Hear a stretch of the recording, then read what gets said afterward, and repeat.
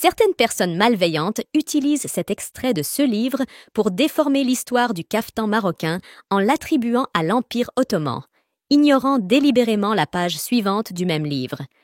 Explorons les 2 pages et vous allez tout comprendre. À la page 136, on peut lire. À l'arrivée d'Abd al-Malik au pouvoir en 1576, un changement majeur s'est opéré dans les coutumes vestimentaires remontant à des siècles passés. Ayant vécu la majeure partie de sa vie dans les terres ottomanes, ce prince a choisi d'adopter et même d'imposer les coutumes vestimentaires ottomanes à ses sujets. Cependant, dès la page 137, on découvre que l'accession au pouvoir du sultan Ahmad al-Mansour en 1578 a marqué un retour aux traditions vestimentaires locales.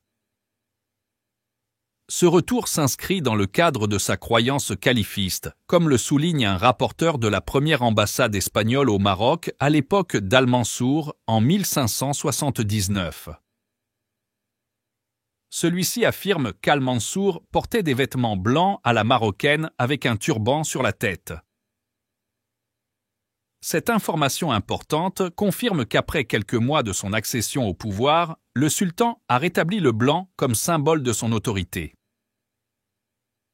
L'utilisation du terme « marocain » pour décrire les vêtements du sultan est significative, car elle souligne le contraste avec le style vestimentaire turc de son prédécesseur. La volonté d'Al-Mansour de suivre cette voie illustre son indépendance et son engagement envers les traditions anciennes. Le blanc a ensuite été adopté lors des rencontres et des célébrations officielles.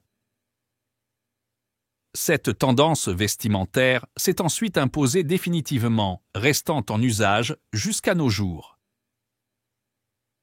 Le sultan portait un pantalon large serré à la taille par une ceinture de soie brodée sur les côtés, ainsi qu'une chemise à manches serrées et des boutons au niveau des poignets.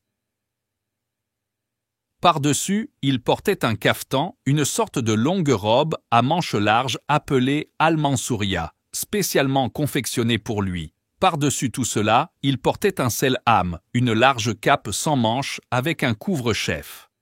Malheureusement, le premier extrait est largement utilisé sur Wikipédia et plusieurs sites privés bon marché pour propager une fausse histoire, ignorant délibérément la page 137 qui remet les pendules à l'heure, c'est-à-dire la marocanité du caftan.